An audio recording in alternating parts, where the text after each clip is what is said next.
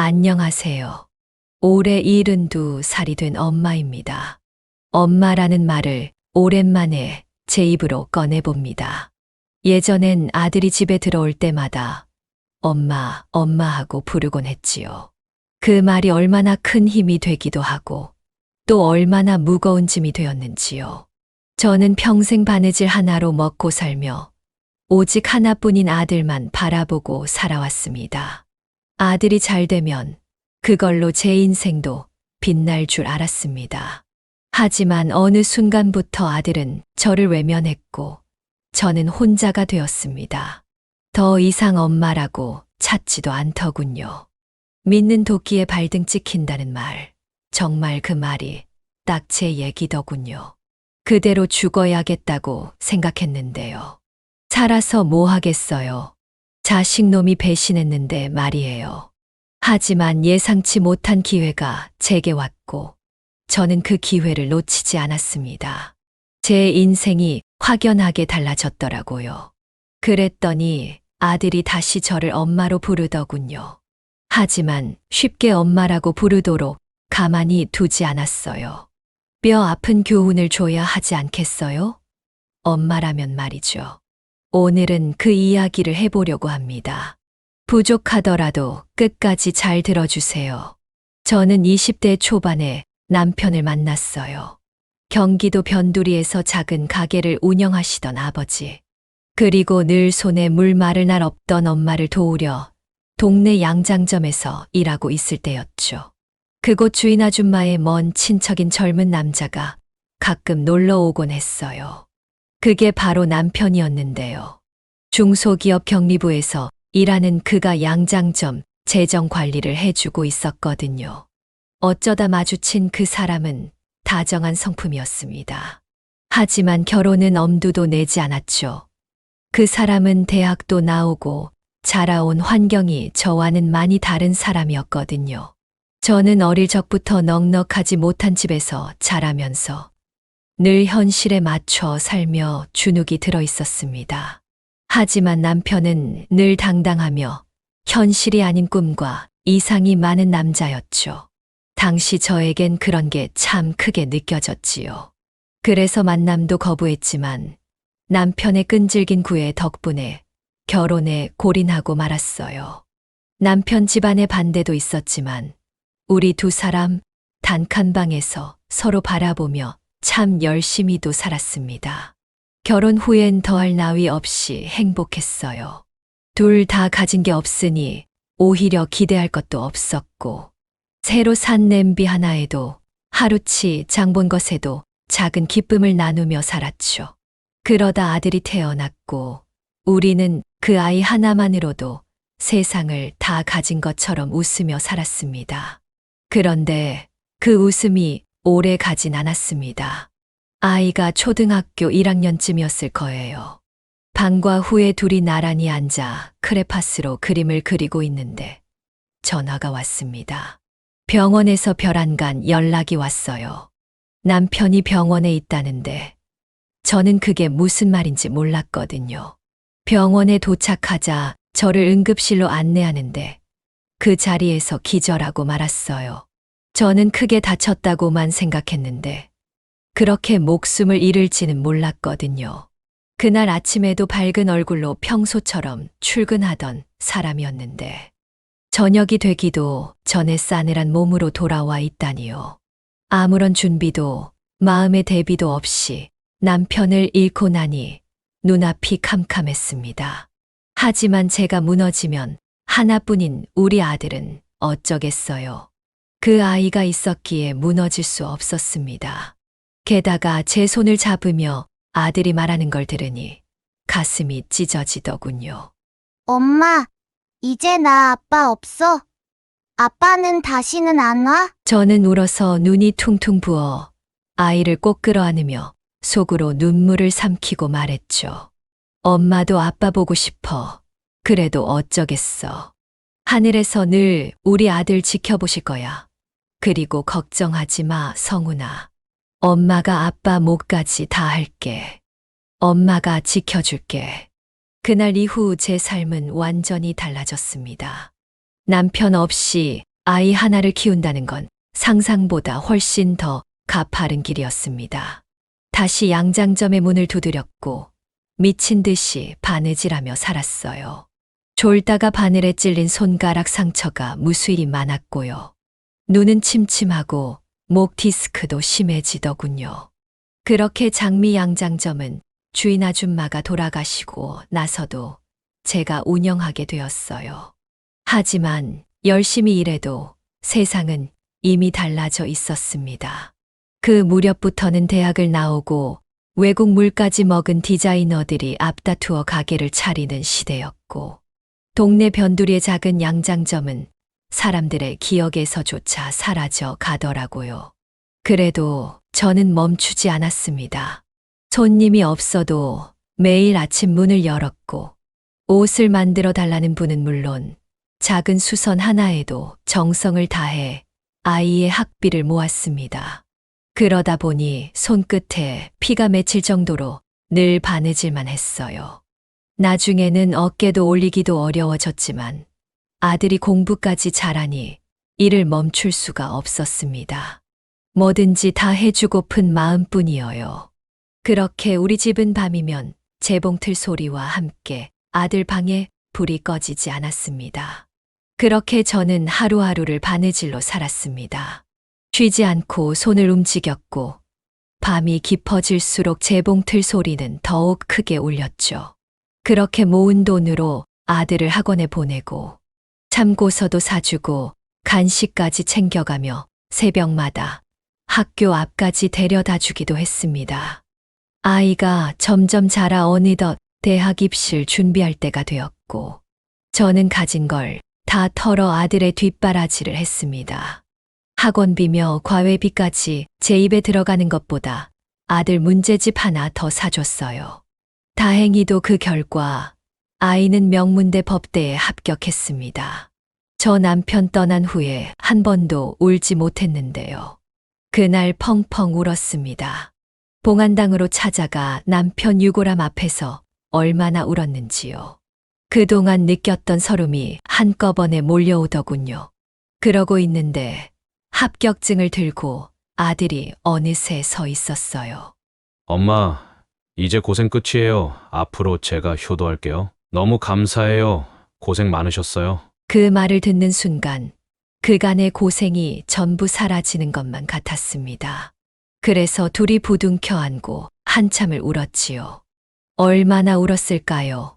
겨우 진정하고 저도 한마디 했습니다.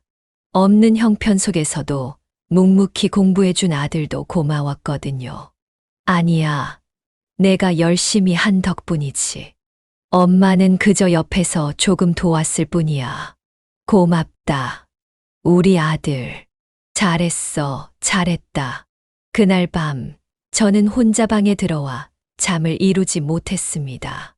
누구에게도 내색 못했던 마음이 조금이나마 풀리는 것만 같았고요. 남편 없이 이 세상에 나 혼자 덩그러니 남겨진 게 아니구나 싶은 마음이랄까요. 그래서 위로가 되더군요.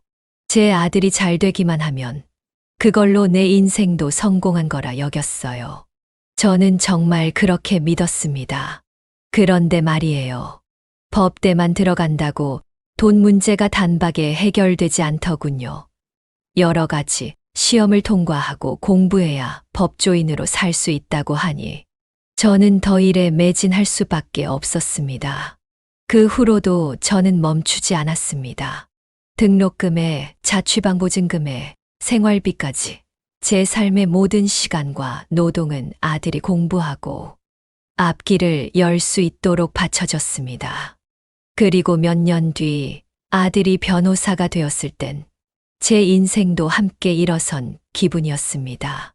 곧이어 아들이 로펌에 취직했다며 저에게 명함을 주더군요.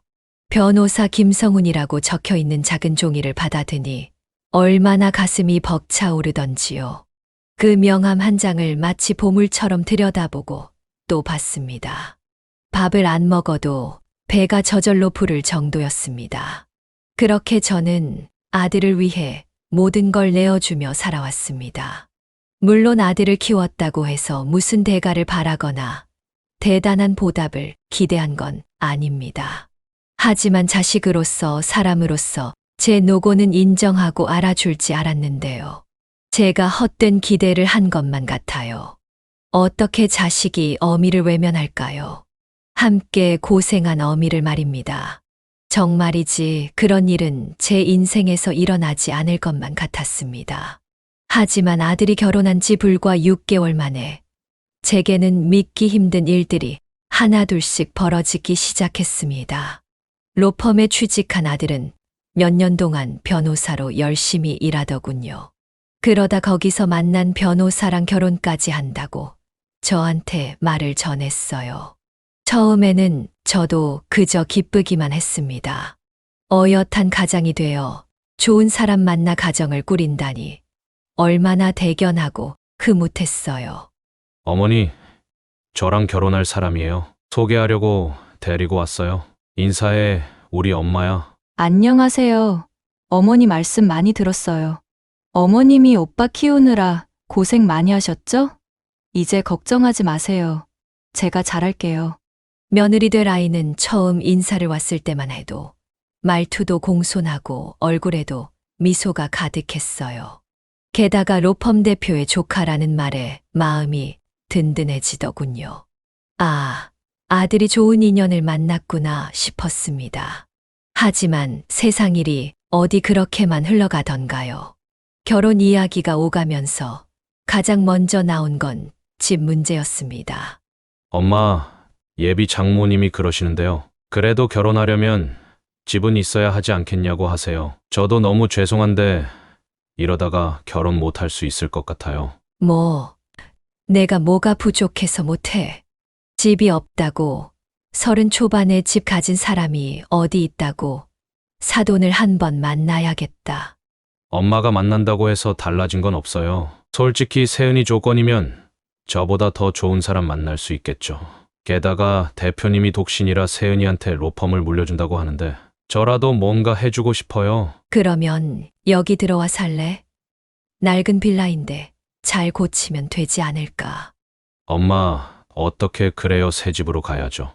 저도 대출 받고 이 집도 팔고 하면 어느 정도 신도시에 새 아파트 구할 수 있을 것 같아요. 엄마 생각은 어떠세요? 이 집을 팔라고 아빠랑 함께 산 집이잖아. 싫으시다면 뭐 어쩔 수 없죠. 결혼을 미루자고 해야지요. 집은 제가 알아서 할게요. 그렇게 말하고 기가 팍 죽은 채 자기 방으로 들어가는 모습을 보는데 제 마음이 찢어지는 것만 같았습니다. 그동안 어디 가서 기죽지 말라고 물심양면으로 뒷바라지했는데 다 커서 저러는 걸 보니 만감이 교차했습니다. 게다가 며칠 후에는 며느리 될 아이가 찾아와 우리 아들과 결혼하고 싶다며 울먹이더군요. 그러면서 나중에 우리 아들이 대표가 될 수도 있으니 이럴 때 어느 정도 성의를 보이는 게 좋지 않겠냐고 은근히 압박을 넣는 겁니다. 어머니, 저희 부모님도 저 열심히 키웠어요. 집 한 칸 없이 시집 간다면 누가 좋아하시겠어요. 그래서 제가 알아봤는데요. 여기 분양을 저렴하게 받을 수 있는 아파트 있는데 보실래요? 40평대라서 어머니랑 같이 살 수 있어요. 세상에 나랑 살려고 상해된 거야? 그럼요. 왜 싫으세요? 오빠가 늘 말했어요. 엄마 혼자 계시니 우리가 모셔야 한다고요. 솔직히 같이 살자는데 딱히 싫지는 않았죠. 오히려 기특했어요. 고마웠고요.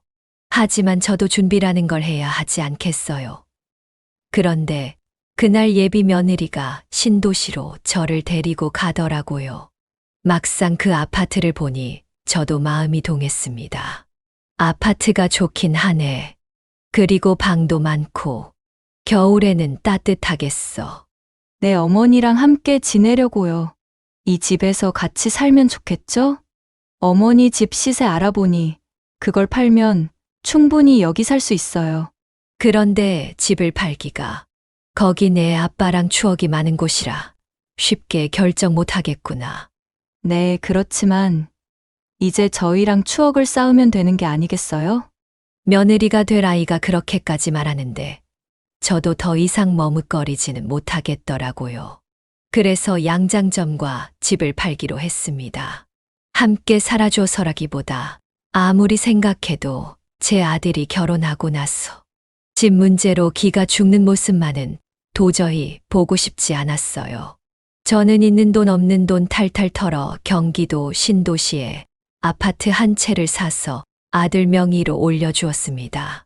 제 이름으로 하려다가 이왕 기 살려주는 일인데 아들에게 주자 마음 먹었어요. 며느리도 강남에서 멀지 않은 곳이라며 무척 만족해 했습니다. 남편도 가족도 없는 세상에서 오로지 혼자 힘으로 버텨 온전 재산을 그날 아들에게 넘긴 셈이었어요. 하지만 집과 장미 양장점을 정리하던 날, 저는 세상을 다 잃는 기분이었습니다. 문을 연 지 꼭 30년이었어요. 문에 걸려있던 낡은 간판을 떼어내는데 손이 덜덜 떨렸습니다. 벽에는 햇볕에 바랜 자국이 그대로 남아 있었고 오랜 세월 제 땀과 한숨이 곳곳에 박혀 있더라고요. 특히 재봉틀 책상을 버려야 할 때는 속이 다 상하더라고요. 낡은 디자인이라 아파트와 어울리지 않는다며 아들을 버리고 가라고 하더군요. 남편이 살아있을 때 큰 나무를 사다가 손수 깎고 다듬어 만든 책상이라 정이 많이 갔어요. 조금은 투박했지만 그 위에서 저는 평생을 바느질하며 살았습니다. 남편의 손길이 남아있는 유일한 물건이었지요. 그런 추억들을 모두 두고 저는 새 집으로 떠나고 말았지요. 저의 그 허전한 마음을 아는지 아들이 다가와 제 손을 잡고 위로는 해주더군요. 엄마, 미안해요. 이렇게까지 하게 해서 앞으로는 효도할게요. 이사 가서 새로운 추억 많이 만들면 되잖아요. 어깨 아프셔서 바느질도 더 못하실 텐데 차라리 잘 되었어요. 그래, 막상 떠나려니 섭섭하구나. 게다가 새로운 곳에서 며느리랑 잘 지낼 수 있을지 걱정도 된다. 엄마, 걱정하지 마세요. 세은이가 깍쟁이 같아도 좋은 사람이에요. 그리고 이제는 용돈도 매달 드릴 테니 일도 그만하시고 즐기면서 사세요. 아들은 제 헛헛한 마음을 달래주려고 계속 다독여 주었습니다. 앞으로 잘하겠다는 약속도 했고요. 저도 그 말을 믿었습니다. 부모가 자식 말을 믿지 않고서야 누구 말을 믿겠습니까? 그렇게 아들은 결혼했고, 저도 그 집에서 6개월 정도는 무난하게 지낸 것 같습니다. 청소도 하고 빨래도 해주고 저녁도 만들어 아이들을 기다렸지요. 늘 바쁘다 보니 얼굴을 자주 보진 못했지만 퇴근길에 아들 내외가 제가 좋아하는 단팥빵을 사다 주기도 했습니다. 하지만 문제는 아주 사소한 곳에서 시작됐습니다. 엄마, 집에서 뭐 했어요? 왜 이렇게 냄새가 나요? 세은이가 못 들어오겠다고 야단이에요. 응? 아까 간장이 상할까봐 한번 다려놓았는데 그 때문인가? 저는 아들 먹으라고 집에서 나물을 말리고 된장과 고추장도 직접 담가두곤 했습니다. 퇴근하는 아들 내외 먹인다고 된장찌개를 끓여놓고 고등어도 구워놓으며 기다렸거든요. 엄마, 우리 밥 먹고 올 테니까 식사 준비하지 마세요. 그리고 웬만한 건 사 먹으면 되잖아요. 집에서 냄새가 너무 많이 나는 것 같아요. 그리고 집안일 하시는 분을 부를 거니까 엄마는 신경 하나도 쓰지 마세요. 아니, 그게 무슨 말이야? 냄새가 난다니? 그리고 저희 속옷은 이제 도우미 아주머니가 빨 거예요. 엄마는 손대지 않으셔도 돼요. 세은이가 불편하대요. 저번에 삶아 주셨다면서요. 아들의 말을 듣고도 저는 도무지 이해할 수 없었습니다. 아들은 그동안 제가 해준 밥을 참 잘 먹었거든요. 게다가 냄새라니요. 이게 바로 사람 사는 냄새 아니겠어요? 저는 평생 속옷은 푹푹 삶아야 하는 줄 알았고, 된장 냄새나 고등어 굽는 냄새는 가족이 살아가는 집이라면 당연한 거라 여겨왔으니까요. 하지만 며느리에게는 아니었던 모양입니다. 고작 그런 냄새가 불편하다며 저를 점점 문 밖으로 밀어내는 듯한 느낌이 들기 시작했습니다. 그렇게 몇 달을 지내다 아들이 저에게 할 말이 있다며 밖에서 보자고 했습니다. 저는 무슨 일인가 싶어 따라 나섰고 아들은 집 근처 오피스텔로 저를 안내했습니다. 엄마, 요새 세은이가 예민해졌어요. 맡은 업무도 그렇고요. 당분간 여기서 지내시면 어떨까요? 도대체 그게 무슨 말이야? 내가 무슨 잘못을 했다고 그래. 같이 살자고 해서 지낸 것뿐이야.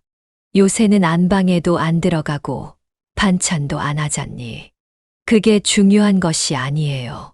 솔직히 제가 말씀 못 드린 게 있는데요. 세은이가 임신이 안 돼요. 뭐, 지금 뭐라고 했니? 저는 억울한 마음에 따지듯 말했습니다. 그러자 아들은 깊은 한숨을 내쉬며 말했습니다. 그동안 노력했는데 소용이 없었어요. 그래서 임신을 위해서라도 엄마가 여기 계시면 안 돼요? 영원히 떨어지자는 것도 아니고요. 게다가 저번에 재판에서 2번이나 패소하고 나니 대표님 눈치도 보이고 세은이도 신경 쓰이고요. 그러니까 엄마가 한 번만 이해해 주세요. 저는 더 이상 아무 말도 할 수 없었습니다. 일이 꼬이고 있다는 느낌은 들었지만 아들 내외가 곤란하다는데 화를 낼 수도 없었습니다. 이런저런 상황도 제대로 고민하지 않고 무작정 새 집을 얻겠다고 밀어붙인 아들 내외를 혼내려다 결국 말을 삼켰습니다.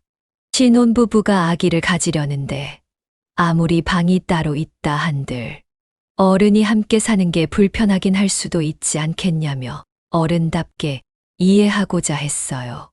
다행히 풀옵션이라는 오피스텔도 그렇게 나쁜 곳은 아니었습니다. 요즘은 며느리가 상전이라더니 아들보다 더 잘난 며느리를 얻어서 그런지 비위를 맞추는 것도 여간 까다롭지 않았습니다.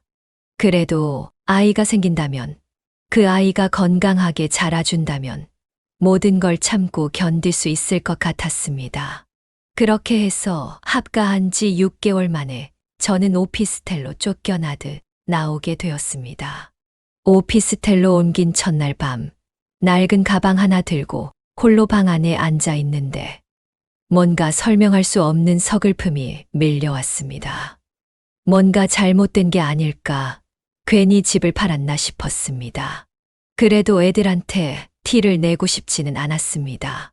오히려 제가 먼저 괜찮은 척했습니다.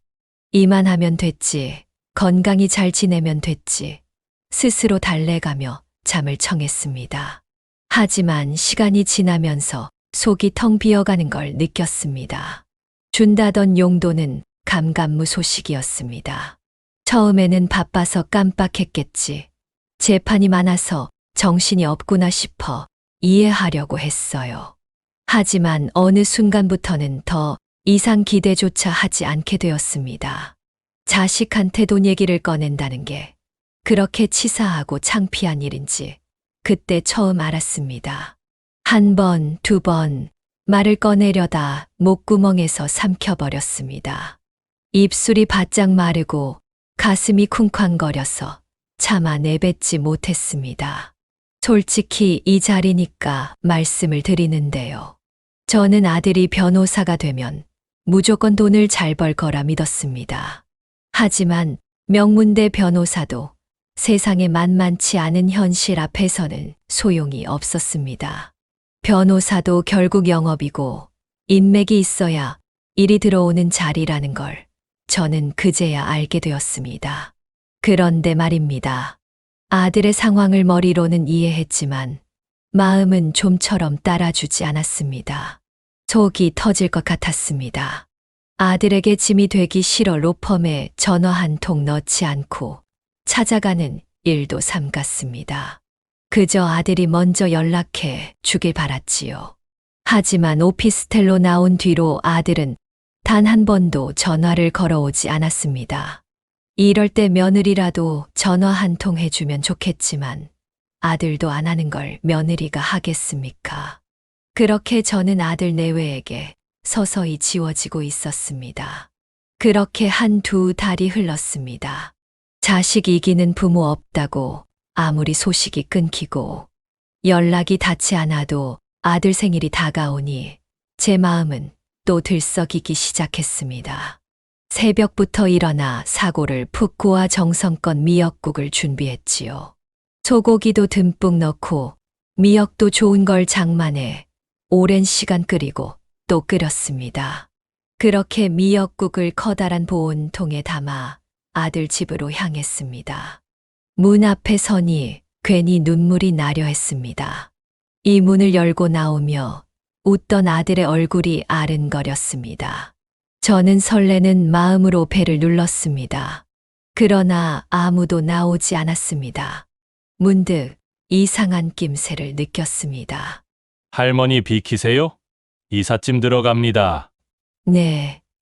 엘리베이터가 열리더니 짐꾼들이 이삿짐을 들고 내리더군요. 이상하다 싶어 고개를 돌리는 순간 현관문이 열렸고 안에서는 이사 온 사람들이 분주히 오가며 커튼을 다는 모습이 보였습니다.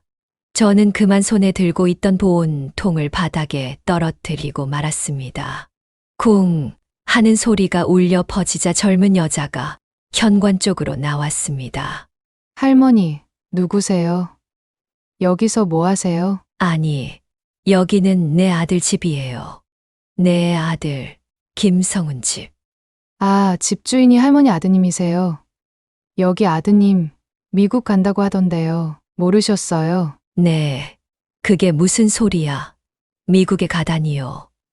내 아들이요. 왜요?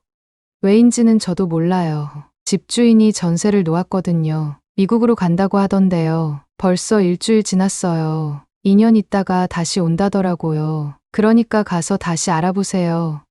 네.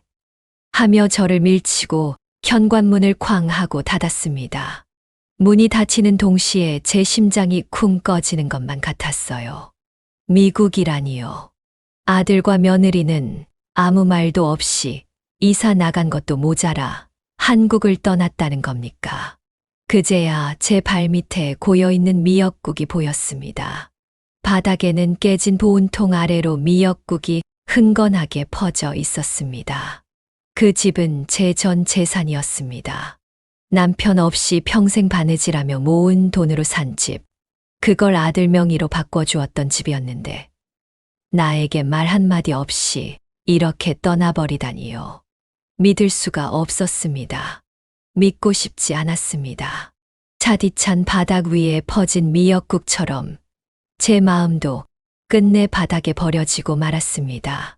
할머니, 김성훈 변호사님하고 홍세은 변호사님, 뉴욕으로 2년 연수 가셨어요. 대표를 만나겠다고 하니 안내데스크 직원이 저를 붙들고 그렇게 말했습니다.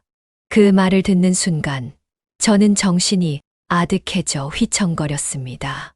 그 여자까지 그 말을 하니 그제야 사실로 받아지더라고요. 얼마나 시간이 지났을까요? 정신을 차리고 보니 대표실 소파에 기대 앉아 있었습니다. 대표는 난처한 얼굴로 저를 바라보며 말했습니다. 애들이 급하게 외국으로 나갔습니다. 차동께는 이야기 안 했나 보죠? 네. 임신 때문에 오피스텔로 가라고 해서 기다리고 있었거든요. 이게 말이나 됩니까? 죄송하게 됐네요. 통화가 안 되시죠? 제가 한번 연결해 보겠습니다. 그제야 전화를 연결해 주었고 받는 사람은 며느리였습니다. 아, 어머니 오빠가 말 안 했나 봐요. 저는 당연히 아시는 줄 알고 있었어요. 저희 미국에 있다가 돌아올게요. 그런데 삼촌 회사로 가시면 어떡해요? 제가 뭐가 됩니까? 가뜩이나 저희 곱게 안 보는 사람들 많은데요. 제발 다신 가지 마세요. 네? 아드님 인생 생각 좀 해주세요. 요즘은 명문대 나오고 변호사 됐다고 성공하는 시대 아니에요. 며느리는 저를 쏘아붙이고는 제 말 한마디 들을 틈도 주지 않고 전화를 끊어버렸습니다. 대표는 회의가 있다며 급히 자리를 떴고 사무실에는 저 혼자 덩그러니 남게 되었습니다. 연수를 간 곳이 미국 어디인지, 언제 돌아오는지 물어볼 사람조차 남아있지 않았습니다. 저는 터덜터덜 로펌 건물 밖으로 걸어 나왔습니다. 그때 벨이 울렸습니다. 낯선 번호, 길게 이어진 숫자들. 국제전화임이 틀림없었습니다. 바로 아들이었어요. 엄마, 저예요. 솔직히 미안해서 연수 간다는 말을 차마 못 꺼냈어요. 그래서 내일쯤 전화드리려고 했는데 거기까지 찾아가시면 어떡해요? 아무리 미안해도 말은 하고 가야지. 안 그래? 평생 미국에 사는 것도 아니고 고작 2년이에요. 아들은 너무나 태연하게 말했습니다. 조금이라도 미안하거나 당황하는 기색은 전혀 없었습니다. 저는 떨리는 목소리로 겨우 물었습니다. 그럼 나는 어떻게 살라고? 그러자 아들은 짜증 섞인 목소리로 툭 내뱉었습니다.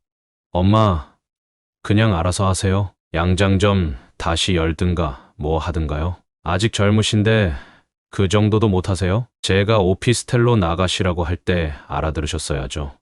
저를 꼭 나쁜 아들로 만들어야겠어요? 제가 그냥 내쫓은 것도 아니고 오피스텔 얻어드렸잖아요. 뭐, 너 지금 나 버리는 거야? 그런 거야, 맞지? 버리는 게 아니라 떠나는 거예요. 그리고 집은 솔직히 아버지 재산이니까 제가 갖는 건 당연한 거고요. 나중에 또 연락드릴게요. 어머니, 잘 계시면 또 만날 수 있어요. 저 여기서 꼭 성공할 거예요. 아시겠죠? 그 말을 듣는 순간 저는 모든 걸 깨달았습니다. 이제 이 아이는 내 아들이 아니구나. 더는 내 품 안에 있는 아이가 아니구나 하고 말입니다. 언젠가 멀어질 수 있다고 생각했는데 이렇게 빨리 올 줄은 몰랐어요. 그런데 더 비참한 건 그 다음이었습니다. 오피스텔을 얻어준 것도 겨우 3개월짜리 단기 계약이었어요. 알고 보니 며느리 이름으로 계약이 되어 있었더군요. 이 고약한 것이 저를 아예 내쫓을 작정이었던 모양입니다. 발신인 번호를 도로 눌러서 아들에게 전화를 걸어도 로펌 회사에 연락해도 더는 연결이 되지 않았습니다. 결국 관리실에서 퇴거 통보가 왔고 저는 며칠 만에 오피스텔을 나와야 했습니다. 수중에 남은 돈은 300만 원이 전부였습니다. 원래 살던 동네로 돌아가려 했지만 300으로는 새빵 하나 얻을 수 없었어요. 그래서 어쩔 수 없이 짐을 싸들고 찜질방을 전전하게 되었습니다. 밤마다 구석진 자리를 찾아 몸을 웅크렸고 새벽이면 쫓겨나듯 찜질방을 나서야 했습니다. 자돈댁 연락처는 알 턱이 없었고 아들은 연락이 끊겼고 믿었던 로펌마저 이미 이전의 자취를 감춰버렸습니다. 살기 위해 옷수선이라도 하려 했지만 세상은 이미 변해 있었습니다. 누구도 낡은 옷을 고쳐 입지 않았습니다. 그냥 새 옷을 사 입더군요. 며칠 동안 전단지를 돌리며 발품을 팔아봤지만 돌아오는 건 아픈 몸뚱아리 뿐이었어요. 이미 병든 몸은 뜻대로 따라주지 않았습니다. 밤마다 바늘을 쥐던 손은 떨리고 오래 서 있으면 허리가 아파 주저앉기 일쑤였습니다. 그런데 사람이 그렇게 나빠지면 안 좋은 일이 더 생기는 건가요? 어느 날이었습니다. 찜질방 구석에서 웅크리고 잠이 들었던 밤 새벽녘에 문득 깨어보니 가슴팍에 꼭 끌어안고 있던 지갑이 사라지고 말았습니다. 처음에는 꿈인가 싶어 손을 더듬었지만 주머니에도 가방에도 아무것도 남아있지 않았습니다. 멍해진 머리로 자리 주변을 이잡듯 뒤졌지만 지갑은 없어졌고 남은 건 낡은 가방 하나뿐이었습니다.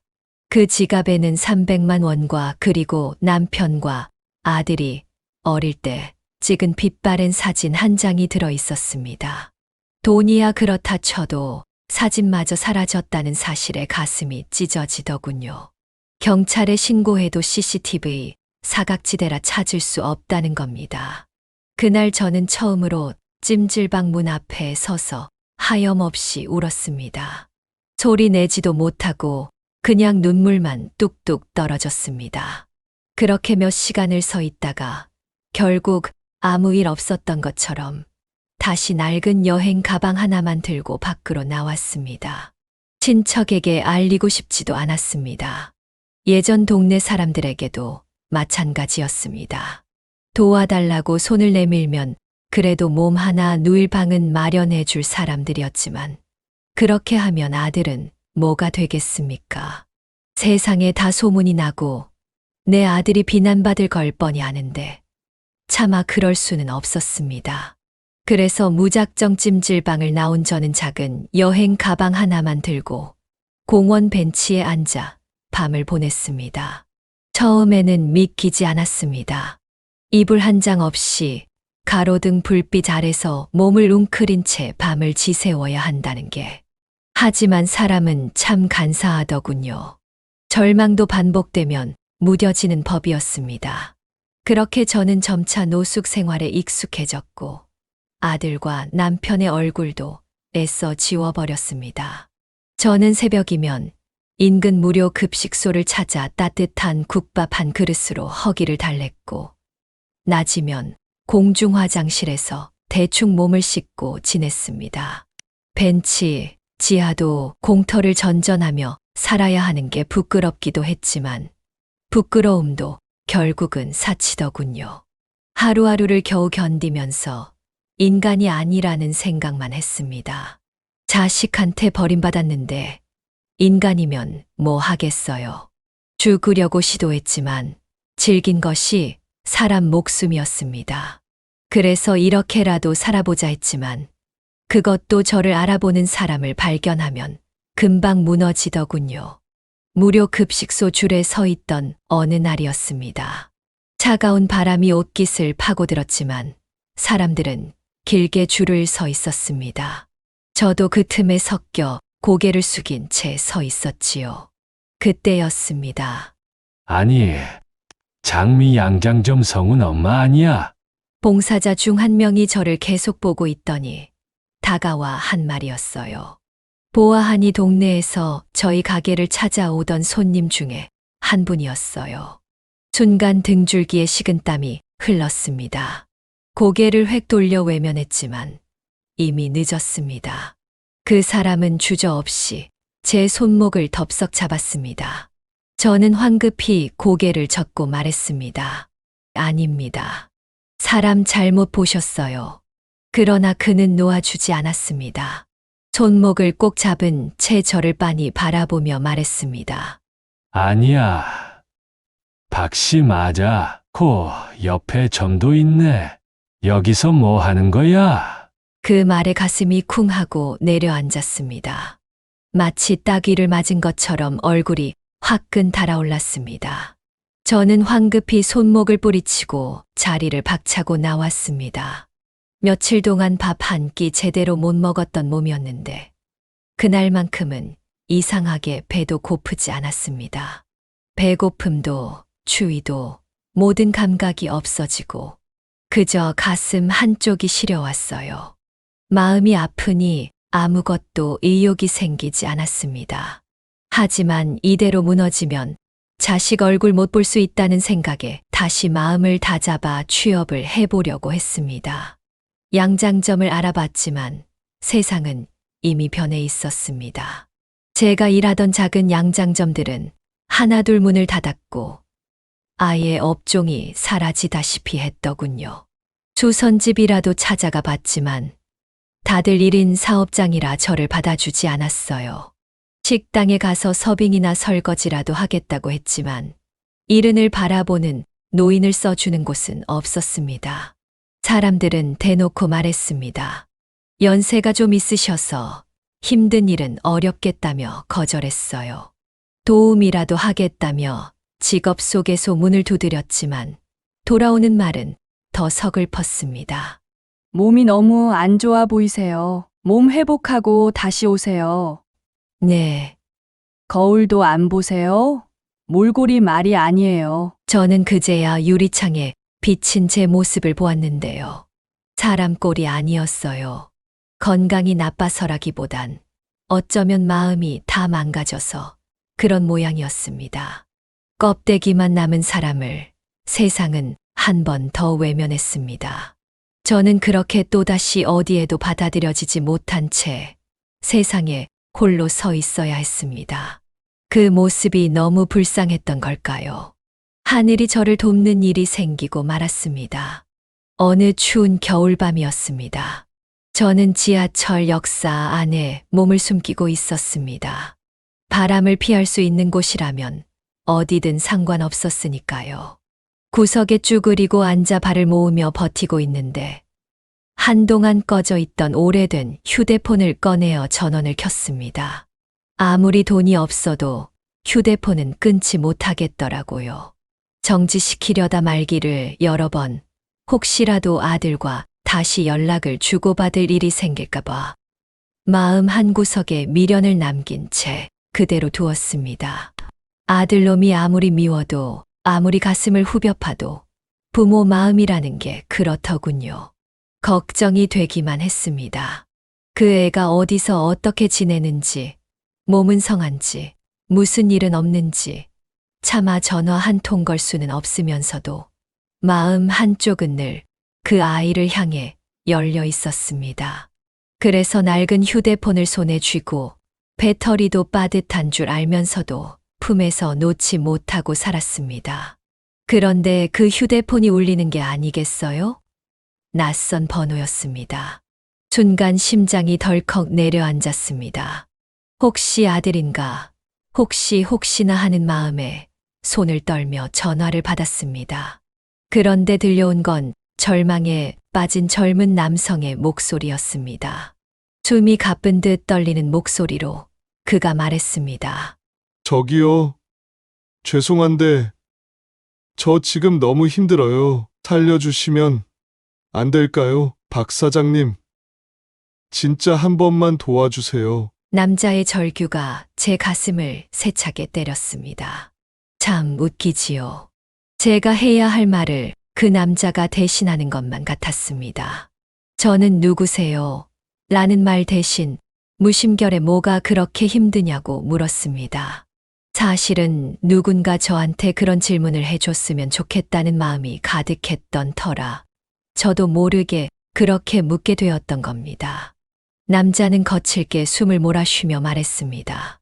박 사장님, 저 옷 만들 사람이 필요해요. 재단은 다 했는데 바느질을 기가 막히게 해줄 분이 필요해요. 진짜 한 땀 한 땀 정성을 들여야 하는데 이거 통과 못하면 우리 회사 망해요. 바느질이요. 지금 바느질이라고 했어요?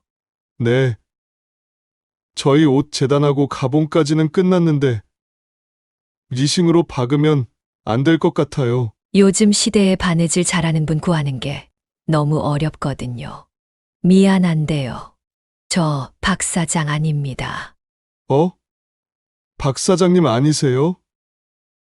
영도 어페럴 박 사장님요? 박 씨는 맞지만 사장은 아닙니다. 그래도 바느질은 가능한데 정말 급해요? 제가 그렇게 물어보니 남자는 다급한 목소리로 당장 만나자고 했습니다. 솔직히 잘못 걸린 전화였습니다. 그저 끊어버리면 그만인데 무슨 인연인지 모를 일이었어요.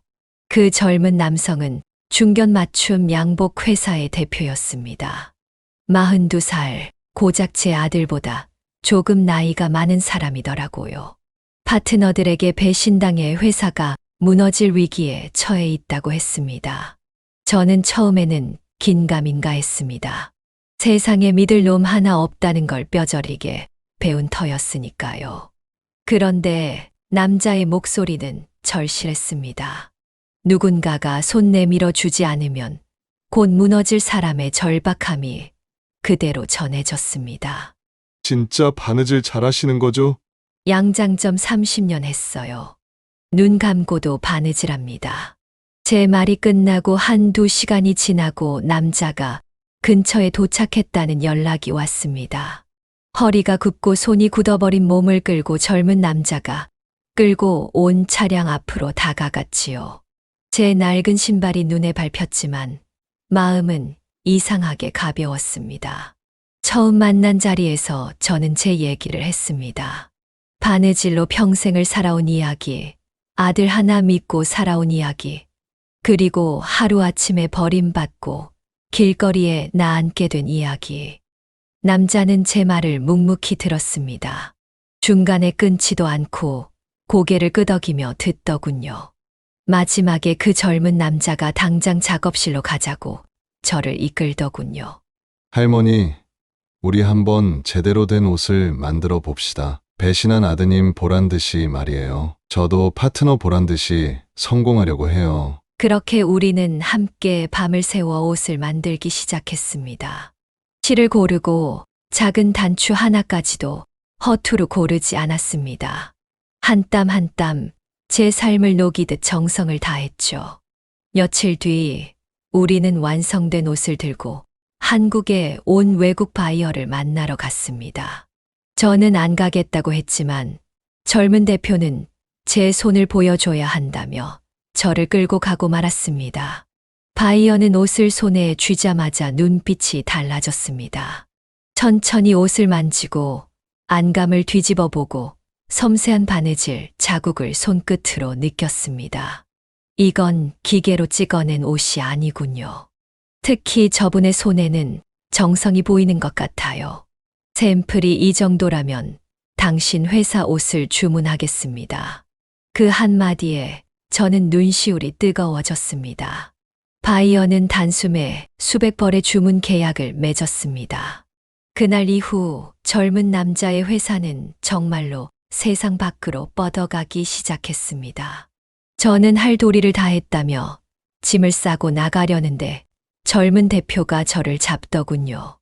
아니, 어디 가세요? 할머니 같은 분이 우리 회사에 꼭 필요합니다. 할머니 아니, 박혜수님, 제발 회사에 남아주세요. 처음엔 웃어 넘겼습니다. 농담인 줄 알았습니다. 그러나 그는 진심이었습니다. 제게 정식으로 제안했습니다. 우리 회사의 고문으로 와 주실 수 있겠냐고. 30년 양장점 경험이 우리 맞춤 양복 브랜드에는 보석 같은 자산이라고 말이죠. 저는 망설였습니다. 나 같은 늙은이를, 쓸모없는 사람을 왜 굳이. 젊은 인재 많잖아.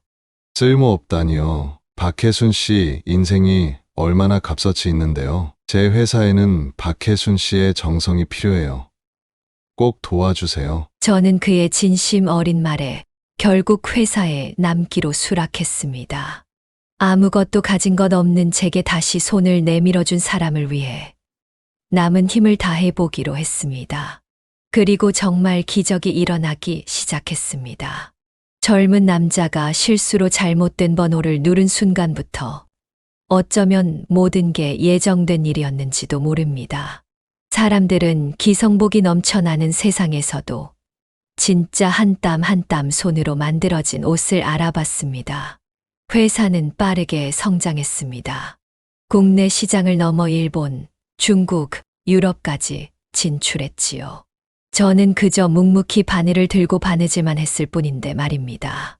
손으로 만든 우리 양장점 매장마다 사람들은 길게 줄을 섰습니다. 고운 손으로 천을 고르고 한 땀 한 땀 바느질하는 장인의 모습을 보기 위해 일부러 가게를 찾아오는 이들도 생겼습니다. 백화점에서는 우리 브랜드를 입점시키겠다고 먼저 제안했고 해외에서도 공동 컬렉션 요청이 쇄도했습니다. 그로부터 몇 년이 흘렀습니다. 저는 이제 남편이 남긴 집을 다시 찾아왔습니다. 이제 매일 아침 기사님이 데리러 오는 차를 타고 회사로 출근합니다. 회사 브랜드의 고문으로 하루하루를 성실히 살아가고 있습니다. 젊은 대표는 제 아들을 찾아주겠다고 했지만 저는 아직 때가 아니라 했습니다. 소문에는 아들의 상황이 좋지 않다던데 저는 외면했습니다. 성공하니 알겠더군요. 스스로 서야 한다는 것을. 누구도 대신해 줄 수 없는 길임을 뼈저리게 깨달았기에 아들을 그대로 내버려 두기로 했어요. 그날도 평소처럼 집 앞 골목에서 회사를 향해 데리러 올 차를 기다리고 있었습니다. 그때였습니다. 골목 한쪽에서 누군가 허겁지겁 달려오는 모습이 보였습니다. 비틀거리는 걸음, 꾀죄죄한 얼굴, 주머니를 뒤지며 허둥대는 손짓. 그 모습은 단번에 알아볼 수 있었습니다. 아들이었습니다. 다 잃고 껍데기만 남은 채 돌아온 내 아들이었습니다. 엄마, 죄송해요. 지금 찾아왔어요. 정말 죄송합니다. 내가 미쳤나 봐요. 아들은 길바닥에 무릎을 꿇었습니다. 아스팔트 위에서 바지에 먼지가 묻는 것도, 사람들이 쳐다보는 것도 신경 쓰지 않고 울먹이며 말하더군요. 그러니까 제발 저 한 번만 도와줘요. 제발 도와줘, 엄마. 몇 년 만에 다시 만난 아들은 더 이상 내가 알던 아들이 아니었습니다. 미국으로 떠났던 그 애는 결국 모든 걸 잃고 빈털터리로 돌아온 거였습니다. 보아하니 미국에서 아내가 바람이 났다고 했습니다. 단순히 눈이 맞은 게 아니라 더 좋은 조건의 남자에게 넘어갔다더군요. 성공한 변호사, 돈 많고 배경 좋은 남자였답니다. 아들은 그걸 견디지 못하고 주먹을 썼고 결국 미국 구치소 신세를 졌습니다. 한때 잘 나갔던 내 아들이 먼 타국에서 징역을 살았다니 어이가 없더군요. 그 후에는 이혼 소송에서도 처참하게 무너졌다고 했습니다. 변호사였던 아들이 변호사 하나 제대로 쓰지 못하고 패소한 거였습니다. 한국으로 돌아와 다시 개업을 해보려 했지만 이미 세상은 아들을 받아주지 않았대요.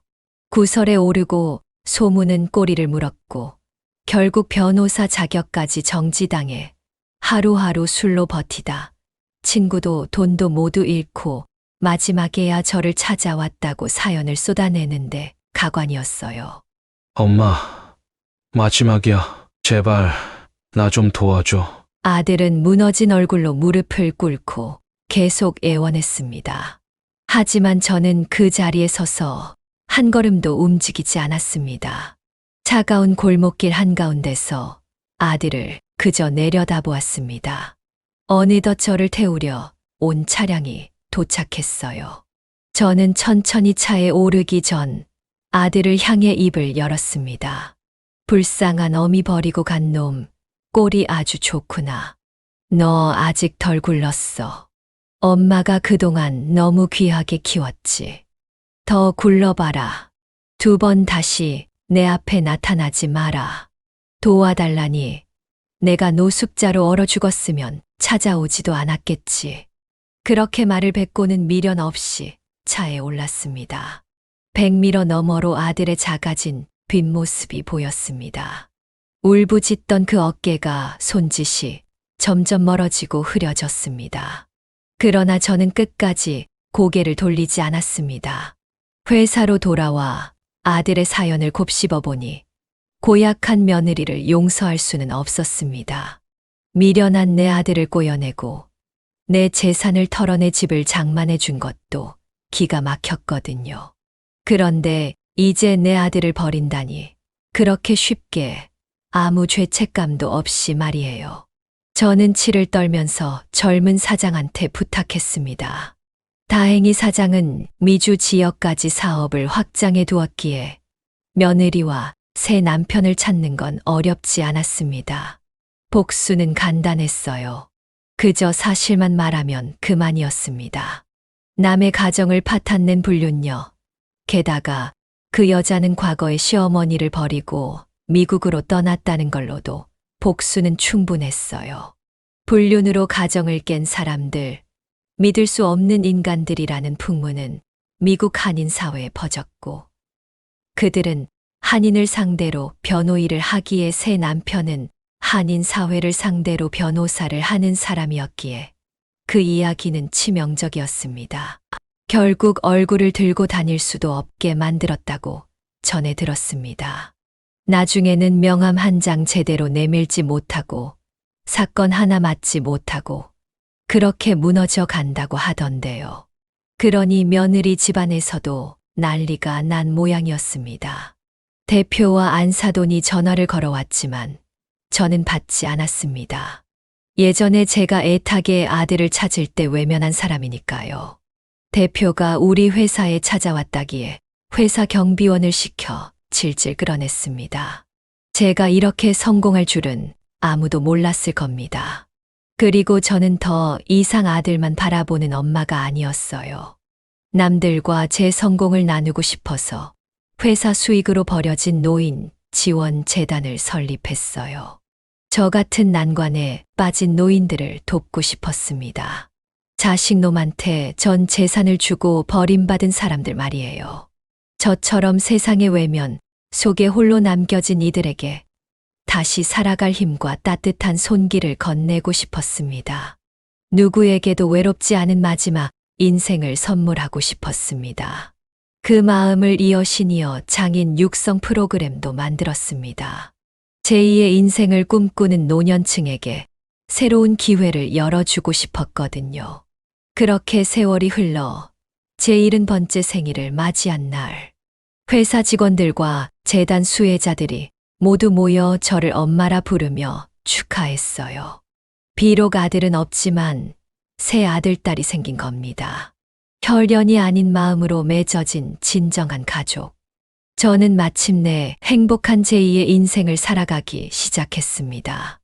나중에 아들도 제가 만든 재단에서 일하기 시작했어요. 봉사부터 하라고 저는 험한 일을 시켰습니다.